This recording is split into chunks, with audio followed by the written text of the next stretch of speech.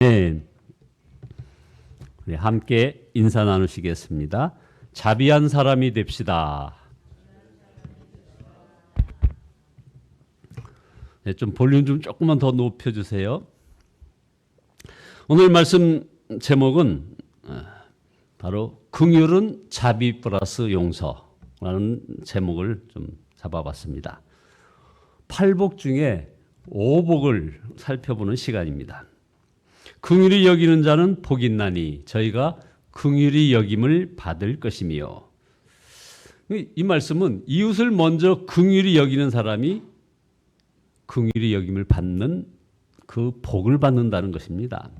그래서 이 다섯 번째 이 마카리오스의 복, 여기서 말하는 이 마카리오스라는 말은 히라보로 바로 천국 입성의 복, 하나님의 은혜로만 얻을 수 있는 그런 복, 이걸 말하는데, 이런 복을 바로 이해하시기 위해서는 우리가 세 가지를 생각해 봐야 됩니다. 첫째는 이웃을 긍휼히 여긴다는 것이 도대체 무엇인가?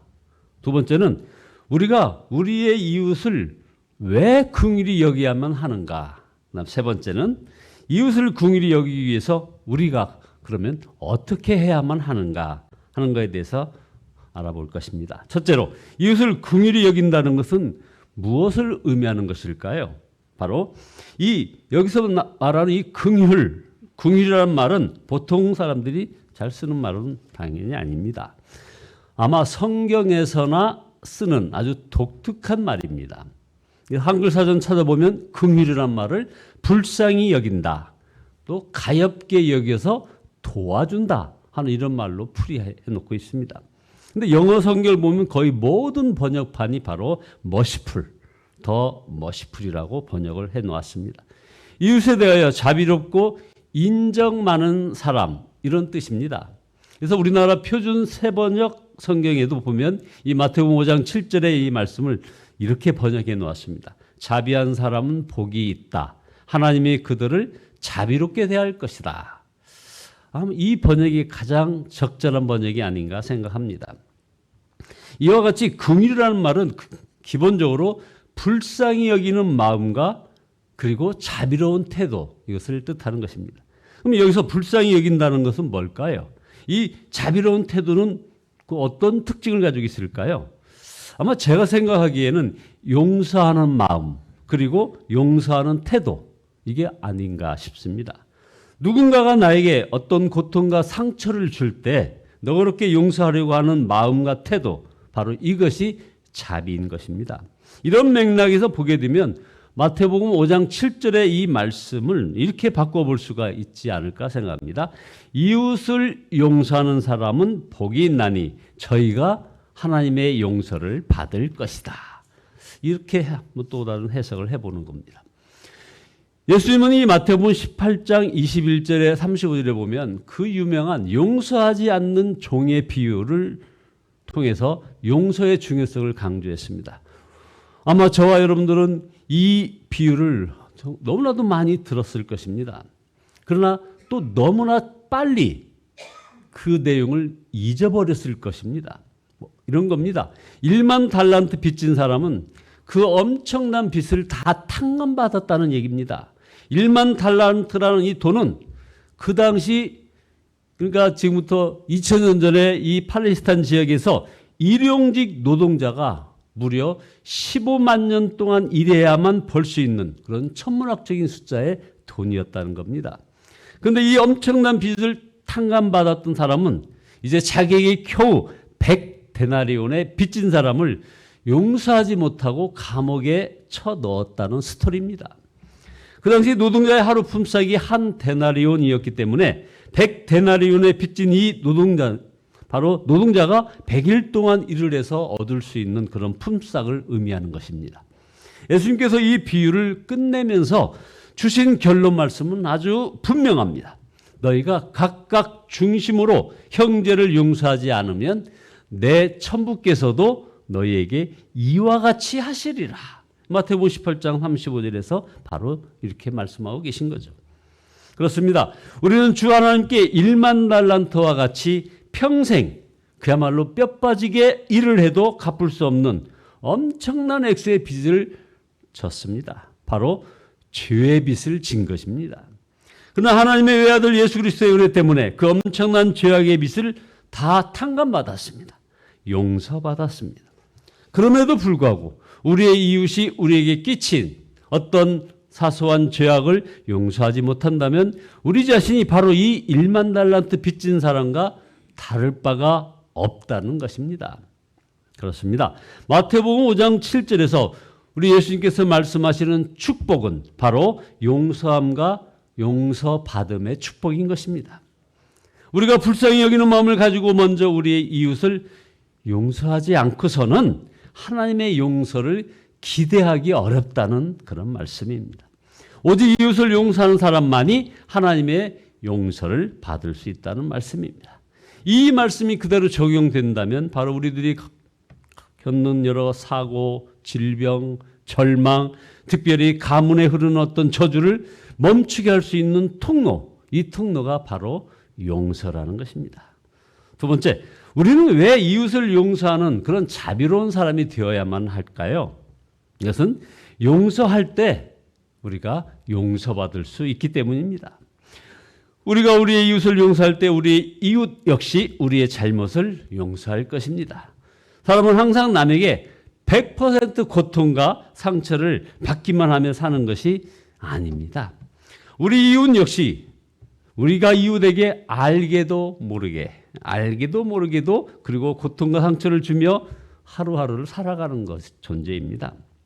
그러나 많은 경우 우리는 우리가 받은 고통과 상처만 크게 생각합니다. 마치 현미경을 보듯이 누군가가 우리에게 잘못한 것은 정말 잘도 기억하고 아주 크게 생각합니다. 그러나 우리가 이웃에게 끼친 잘못에 대해서는 마치 망원경 보듯이 아주 작게 생각하고 그럴 수도 있지 하면서 합리화시켜버립니다. 그러나 우리가 항상 기억해야 할 사실이 있습니다. 우리가 만일 이웃이 우리에게 하는 사소한 말 한마디, 무심코 보이는 행동거지 하나에도 예민하게 상처받을 수 있다면 우리 이웃 역시도 마찬가지라는 겁니다.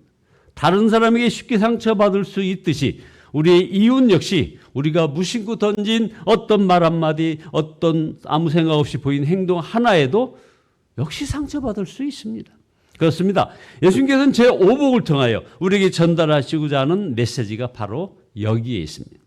우리가 우리의 이웃에 대하여 자비로운 마음을 품을 때 우리 이웃 역시 우리에게 자비로운 마음을 품은 것이라는 것입니다. 우리가 이웃을 용서할 때 우리의 이웃 역시 우리를 용서할 것입니다. 먼저 이웃을 긍휼히 여기는 그 사람이 다른 사람으로부터도 긍휼히 여김을 받게 된다는 교훈입니다. 두 번째, 복수의 악순환을 끝낼 수 있기 때문에 우리는 이웃을 용서해야 되는 겁니다. 내가 이웃에게 받은 고통과 상처가 그 크기만큼 이웃에게도 같은 고통과 상처를 끼치는 것, 그것은 일면 정의로운 것일 수 있습니다. 내가 너 때문에 이렇게 고통을 당했으니 너도 한번 꼭 똑같은 고통을 겪어봐라. 내가 나에게 이런 상처를 주었으니 나 역시 내게도 똑같은 상처를 주어야겠다. 세상 사람들은 이렇게 하는 것이 당연하다고 생각합니다. 심지어 구약 성경의 이 율법 역시 이와 같은 정신을 가르칩니다. 출애굽기 21장 23절에 보면 바로 한자 어려운 말로 동해보복의 원리를 얘기하고 있습니다. 생명은 생명으로, 눈은 눈으로, 이는 이로. 여기서 우리는 눈은 눈으로, 이는 이로만 잘 기억하고 있죠. 그 외에도 많이 있습니다. 손은 손으로, 발은 발로, 대운 것은 대음으로, 상하게 한 것은 상함으로, 때린 것은 때림으로 갚을지어다. 성경에 있는 말씀입니다. 구약 성경입니다. 이웃이 나에게 가한 고통의 크기만큼 동일한 보복을 이웃에게 가하라는 것입니다. 그러나 이것은 율법의 가르침이지 복음적 진리는 아닙니다. 우리 예수님은 이와 같은 율법적 정의를 뛰어넘어 사랑과 자비의 정신을 강조하셨습니다. 예수님은 마태복음 5장 43절에서 이렇게 말씀하십니다. 또 내 이웃을 사랑하고 내 원수를 미워하라 하였다는 것을 너희가 들었으나, 구약적인 사고죠. 나는 너희에게 이르노니 너희 원수를 사랑하며 너희를 핍박하는 자를 위하여 기도하라. 율법과 정의는 귀한 것입니다. 사회 질서를 유지하기 위하여 정말 꼭 필요합니다. 그러나 그것만으로 사회는 건강하고 평화롭게 될 수 없습니다. 율법과 정의, 그 이상의 가치관이 필요한 것이죠. 바로 복음과 사랑의 정신인 것입니다. 율법과 복음, 정의와 사랑은 반드시 나란히 함께 가야 합니다. 그러나 율법과 복음이 다툴 때마다, 정의와 사랑이 다툴 때마다 복음과 사랑이 율법과 정의에 우선해야 합니다. 무엇보다도 사랑이 정의보다 상위가치임을 믿으시기 바랍니다. 율법대로 한다면, 그리고 정의대로 한다면 예수님은 우리를 위해서 십자가에서 죽으실 이유가 없으셨습니다. 우리가 우리의 지은 죄에 합당한 죽음과 지옥의 형벌을 받으면 그것으로 끝납니다. 그러나 예수님은 로마서 5장 8절의 말씀처럼 우리가 아직 죄인 되었을 때 우리를 위하여 죽으심으로 하나님께서 우리에 대한 자기의 사랑을 확증해 주셨던 것입니다. 옳습니다. 오직 사랑만이 허다한 죄를 덮습니다. 원수에 대한 보복은 결국 또 다른 보복을 낳을 뿐인 것입니다. 보십시오. 다윗을 보세요. 다윗은 열등감과 시기심으로 자기를 죽이려 했던 사울을 긍휼히 여겼습니다. 불쌍히 여기며 용서했습니다. 원수 갚으려는 복수심이 왜 없겠습니까? 그러나 그 복수심을 품지 않았습니다. 품지 않았다는 게 중요합니다. 원수 갚는 일을 하나님께 맡겼습니다. 두 번씩이나 사울을 쥐도새도 모르게 죽일 수 있는 그런 기회가 있습니다. 여러분, 이 기회는 그러면 우리는 보통 이건 하나님이 우리에게 준 기회다 이렇게 얘기할까 하지 않겠습니까? 그런데 다윗은 그렇게 하지 않았습니다. 그렇게 하지 않았을 때 최후 승자는 다윗이 되었습니다. 다윗은 자신의 그 영혼이 망가지는 그런 우를 범하지 않고서도 모든 것을 저절로 해결할 수 있었습니다. 하나님께서 대신 원수를 갚아주셨고 자기의 영혼이 다치지 않고서도 모든 문제가 해결되었습니다. 여러분, 우리가 왜 이웃에 대하여 자비로워야 합니까? 왜 용서해야 합니까? 바로 보복의 악순환을 끊어야 하기 때문에 그런 겁니다. 자유와 평강을 얻기 위해서입니다. 오직 사랑과 자비와 용서만이 보복의 악순환을 뛰어넘어서 우리에게 바로 자유와 평강을 선물로 줄 것입니다. 세 번째, 우리가 왜 이웃에 대해서 용서해야 되는가 하는 거에는 바로 우리 자신의 고통과 상처를 줄일 수 있기 때문입니다. 여러분, 우리가 누군가를 용서하지 못할 때 우리 자신이 먼저 고통을 겪게 됩니다. 정말 우리 자신이 고통스럽습니다. 많은 경우 우리는 우리에게 고통과 상처를 준 사람에게도 동일한 고통과 상처를 주려고 한다고 아까 말씀 올렸습니다. 복수하려고 합니다. 그러나 이런 마음을 품을 때마다 먼저 우리 자신이 괴롭습니다. 대표적으로 잠이 오지 않습니다. 밥맛이 떨어집니다. 우울해집니다. 심한 경우에는 어떤 분은 화병까지도 생깁니다.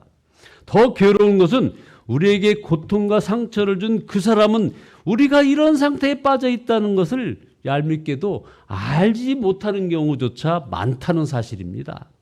결국 우리의 이웃을 용서하지 못할 때 우리 자신부터 먼저 망가지기 시작한다는 사실을 기억하시기 바랍니다.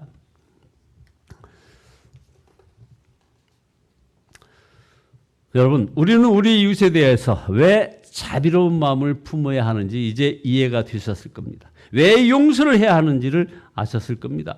우리에게 고통과 상처를 준 그 사람을 미워하고 해치려고 할 때 우리의 영혼부터 먼저 병들고 씨름하기 때문에 그렇다는 겁니다. 자, 그러면 마지막으로 우리는 어떻게 이웃을 용서하는 자비로운 사람이 될 수 있을까요? 이게 핵심이죠. 바로 첫 번째는 용서하지 못함으로 겪게 되는 상처와 그 고통을 솔직하게 인정해야 됩니다. 두 번째는 여러분들에게 상처와 고통을 준 분들을 용서할 수 있게 도와달라고 하나님께 기도해 보십시오. 아무래도 우리는 사람을 믿을 수는 없습니다. 사람에게 이런 우리의 어떤 고통과 이런 아픔을 털어놓으면 그들로부터 일시의 위로와 후련함은 있을지 모르지만 곧바로 허전해지고 불안해질 수 있습니다. 오직 하나님께 구하시기 바랍니다. 자비로운 마음을 주셔서 상대방을 너그럽게 용서할 수 있는 마음을 달라고 기도하시기 바랍니다. 그리할 때 하나님께서는 여러분의 마음에 성령을 부어주셔서 자비로운 마음, 용서하는 마음을 허락하여 줄 것입니다. 세 번째는 새로운 관계 회복을 위해서 애를 쓰시길 바랍니다. 하나님께 구할 때 하나님은 지혜를 주시고 자비로운 마음을 주실 것입니다.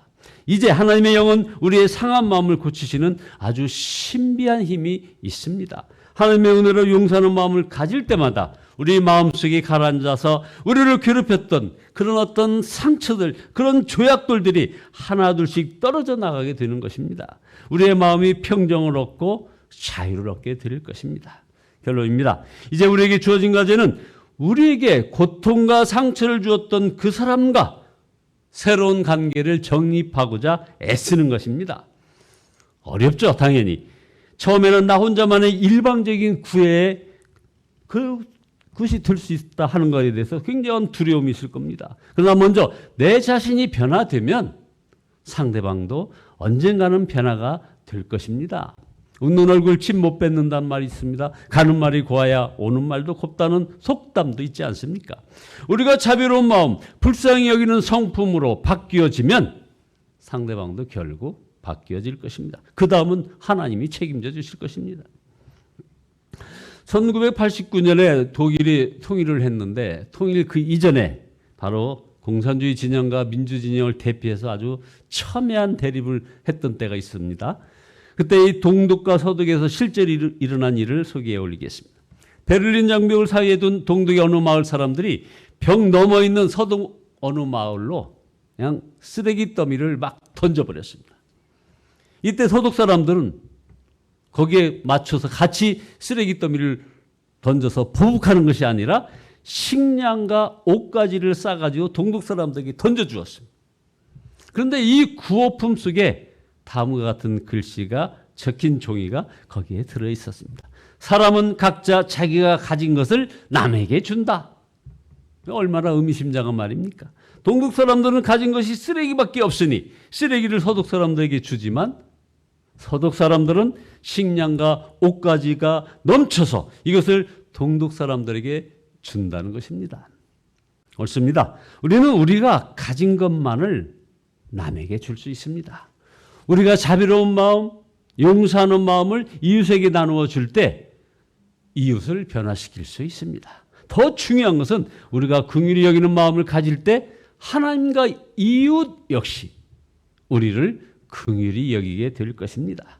오늘 이와 같이 이 마카리오스의 축복을 다 누리며 사시는 저와 여러분 모두 되시기를 예수 그리스도의 이름으로 축원드립니다. 기도하시겠습니다. 주 예수님이 저희들 마음속에 들어와 계신 후에 저희가 변하여 새 사람 되게 하신 주님을 찬양합니다. 그러나 여전히 아버지 하나님 저희들 마음속에는 동해 보복의 원리로 아버지 하나님 이웃을 정죄하며 판단하며 용서하지 못했던 자의 자리에 함께 있음을 고백합니다. 주님 용서하여 주시옵소서. 십자가 사랑으로 아버지 하나님 이 모든 것을 덮고 사랑하며 아버지 하나님에 나아가는 저희들 되기를 소원합니다. 감사함으로 나아가게 인도하여 주시옵소서. 아버지 하나님 저희들 마음속에 자비로운 마음 허락하여 주시고 정말 용서하는 마음 허락하여 주시어서 아버지 하나님 우리가 이렇게 긍휼히 여기는 마음을 가짐으로 하나님으로부터 긍휼히 여김을 받는 저희들 되어지게 복의 복을 더하여 주시옵소서. 예수 그리스도의 이름으로 기도드리옵나이다. 아멘. 287장입니다. 287장입니다.